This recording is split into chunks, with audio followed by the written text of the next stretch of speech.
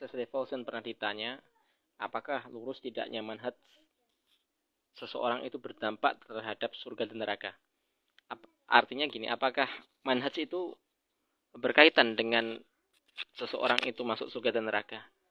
Beliau mengatakan iya. Manhaj seseorang apabila manhajnya sahih, ya, maka orang yang berjalan di atas manhaj yang sahih itu akan dijamin masuk surga. Ya. Bahkan dia termasuk ahli jannah. Ya, tentu dengan izin Allah Ta'ala. Dan apabila seseorang ya menyelisihi manhaj yang sahih, artinya manhajnya tidak sahih, ya, maka ini akan terancam dengan neraka. Ya. Bukan maksudnya di sini seseorang yang berjalan di luar manhaj yang sahih itu kafir, tidak. Ya. Akan tetapi, tatkala dia menyelisihi manhaj yang sahih, apa itu manhaj yang sahih? Yakni manhajnya Rasulullah, cara beragamanya Rasulullah. Ya, kita sudah diberi seorang figur, ya, dalam beragama.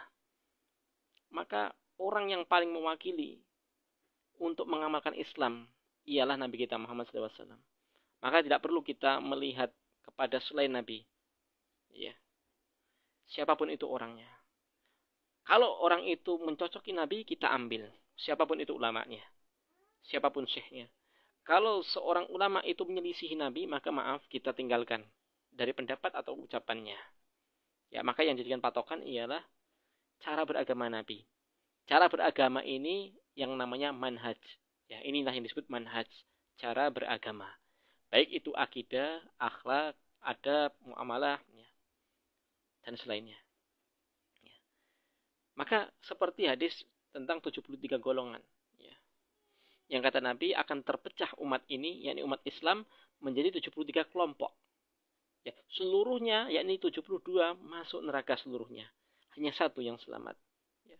Maka para sahabat tanya, siapa mereka yang satu selamat ini? Maka Nabi menyebutkan ma'ana alaihi al-yauma wa ashabi. Orang-orang yang berjalan di atas jalanku dan sahabatku di hari ini. Ya. Apabila ada orang yang cara beribadahnya seperti Nabi dan para sahabat, adab akhlaknya, muamalahnya seperti para sahabat, maka dialah orang yang mencocoki manhajnya Nabi. Dan orang yang seperti ini, kata Syekh Fauzan, ya, min ahlil jannah biidnillah. Dia termasuk ya ahli jannah. Ya. Insya Allah biidnillah, dengan izin Allah tentunya. Ya. Makanya ya, dan 72 golongan ini diancam neraka. Kenapa kok bisa diancam neraka? Bukan karena kafir. Ya, jadi mereka masih Islam. Ya, kecuali dia melakukan nawakid, ya, pembatal-pembatal keislaman, baru dia kafir. Tapi yang dimaksudkan 72 golongan masuk neraka seluruhnya ini bukan karena kafir, tapi karena apa? Karena menyelisihi cara beragamanya Nabi, ya, menyelisihi manhaj Nabi Shallallahu Alaihi Wasallam. Jadi jawabannya simpel, apakah lurus tidak manhaj itu berdampak terhadap surga neraka? Jawabannya iya, berdampak.